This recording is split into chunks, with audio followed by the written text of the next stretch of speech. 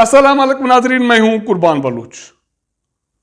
हुक्मरान जमात मुस्लिम लीग नून और तहरीक इंसाफ में मुकाबला जारी है। कभी फरा गोगी की बात की जा रही है, कभी कमीशन बनाने की बात की जा रही है। आज से दोनों जमातों के दरमियान अवामी राब्ता मुहिम के नाम पर अवामी ताकत का मुजाहरा करने की शुरुआत हो रही है। इमरान खान के लाडले गवर्नर पंजाब पाक फौज से मुतालबा करते हैं कि आईनी किरदार अदा करें। हालांकि मुल्क में अवामी मसाइल शिद्दत से मौजूद हैं और हुक्मरान जमात और पीटीआई के अमाल से ये लग रहा है कि दोनों ने माजी से सबक नहीं सीखा। हुक्मरान इत्तेहाद में बाकी जमातें खामोश हैं। सिंध में पानी की शदीद कमी है, बहरान है, बिजली का बहरान है और वहाँ के हुक्मरान जमात मरकज से ये मुतालबा कर रही है कि पानी और बिजली का बहरान हल किया जाए। तो क्या मुल्क में हुक्मरानी के हवाले से जो तब्दीली आई है वो सिर्फ इसलिए आई है कि चेहरे तब्दील हों, बाकी अवामी इश्यूज वही हों और मुकाबला एक दूसरे को गिराने का हो? अगर यही चलना है तो आगे चलकर क्या सूरत हाल बनेगी और रवां माह सियासी गर्मी में जो शिद्दत आने वाली है उसके नताज क्या निकलेंगे, इसका जायजा लेने की कोशिश करेंगे। जिन दोस्तों ने मेरा चैनल सब्सक्राइब नहीं किया या नए दोस्त देख रहे हैं तो सब्सक्राइब करें, वॉच करें, शेयर करें। तो नाज़रीन, मुल्क में इस वक्त आप मीडिया पे जाएं, सोशल मीडिया देखें, कहीं भी जाएं, आपको दो चार चीजें देखने को मिलेंगी। वो ये कि फरा गोगी उर्फ फरहत शहजादी वादा माफ गवाह बनने के लिए तैयार हो गई। दूसरी बात यह हो रही है कि हुक्मरान जमात ने यह फैसला किया है कि साबिक वजीर आज़म इमरान खान के जो इल्जामात हैं कि उसके खिलाफ साजिश हुई है और साजिश के नतीजे में उसकी हुकूमत घर भेज दी गई है, उसकी तहकीकात के लिए कमीशन बनाने का फैसला किया जाता है। तो दूसरी तरफ तहरीक इंसाफ वाले कहते हैं कि किसी सूरत में कोई कमीशन काबिल कबूल नहीं है सवाए इसके कि अदालती कमीशन हो।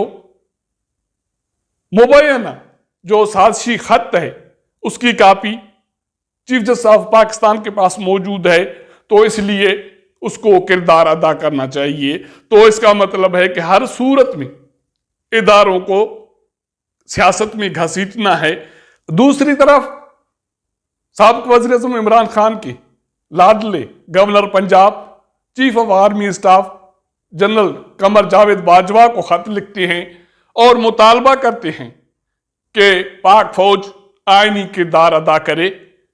और उसके साथ साथ वो कहते हैं कि वज़ीर आला पंजाब हमजा शहबाज गैर आईनी और गैर कानूनी ओहदे पर बैठे हैं और ताकत के जोर पर पंजाब में हुक्मरानी कर रहे हैं, तो उसको ओहदे से हटाने के लिए और जेल भेजने के लिए एक सूबेदार और 4 जवान भेज दें ताकि मैं अपनी आईनी जो फराइज हैं वो पूरी कर सकूं। दोनों जमातों में मुकाबले की बात फरा गोगी पर, कमीशन के कयाम पर खत्म नहीं होती। आज से दोनों जमातें अवामी ताकत का मुजाहरा करने जा रही हैं। साबिक वज़ीर आज़म इमरान खान अवामी राब्ता मुहिम के सिलसिले में आज वो पहला जलसा मियांवाली में करेंगे और आखिरी जलसा 20 मई को मुल्तान में होगा, जिसमें वो इस्लामाबाद की तरफ लॉन्ग मार्च या आज़ादी मार्च की कॉल देंगे। दूसरी तरफ मुस्लिम लीग नून की नायब सदर मरियम नवाज उसके मुकाबले में आ गई है कि मुझे भी अवामी ताकत का मुजाहरा करना है। इस सिलसिले में मरियम नवाज का आज अहम जलसा अटक में हो रहा है। उसके बाद अटक और पंजाब के मुख्तलिफ शहरों में 6-7 जलसे मुस्लिम लीग नून के होने हैं। तो इस तरह ये जो मुकाबला है ये शुरू हो गया है और जैसे वक्त गुजरेगा लगता है कि उसमें मजीद शिद्दत आएगी। दोनों जमातों के इस अमल से ये लग रहा है कि उन्होंने कुछ नहीं सीखा। हालांकि अवामी मसाइल गंभीर हैं, मुल्क में अफरात ज़र अपनी टॉप पर है, महंगाई है, बेरोजगारी है, अशियाओं की कीमतों में कंट्रोल नहीं हो रहा, उसके साथ साथ मुल्क में पानी का शदीद बहरान है, बिजली का बहरान है। रवां हफ्ते के शुरू में सिंध और बलूचिस्तान में पानी की कमी 50% थी। उसके बाद कुछ बारिशें हुई, डैम्स में पानी आ गया और इरसा ने सिंध और बलूचिस्तान के लिए पानी की फराहमी 32,000 से बढ़ाकर 72,000 कर दी। चश्मा से, पीर से ये इजाफी पानी की फराहमी शुरू हो गई। उसमें से 63,000 क्यूसेक पानी सिंध के लिए है, जो पहुंचने में अभी 3-4 रोज मजीद लगेंगे। यह सूरत हाल उस वक्त है सिंध के साथ जब इरसा में सिंध डोमिसाइल चेयरमैन है। पानी वसाइल की वजारत पाकिस्तान पीपुल्स पार्टी के पास है। वो हुक्मरान जमात मुतालबा कर रही है कि सिंध को पानी की फराहमी 1991 के पानी मुआहदे के तहत की जाए। यह मुतालबा किससे किया जा रहा है? अगर यह मुतालबा वज़ीर-ए-आज़म शहबाज शरीफ से किया जा रहा है तो उसकी जमात तो इमरान खान के साथ मुकाबले में लगी हुई है और आवाम के जो मसाइल हैं वो शदीद गंभीर हैं। सिंध में पानी की कमी के हवाले से वजीर इत्तलात शर्जील मेमन का यह मुतालबा सामने आया है कि सूबे को 1991 के मुआहदे के तहत पानी फराहम किया जाए।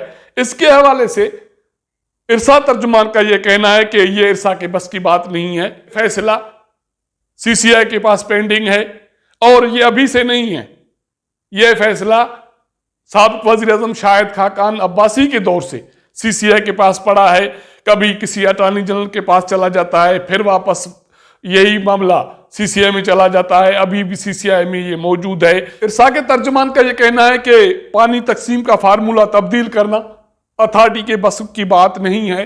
हालांकि ये अथॉरिटी खुद मुख्तियार इदारा है, लेकिन ये पानी तकसीम का इशू सालों से ऐसे ही पेंडिंग पड़ा है, कभी अथॉरिटी के पास, कभी सीसीआई के पास।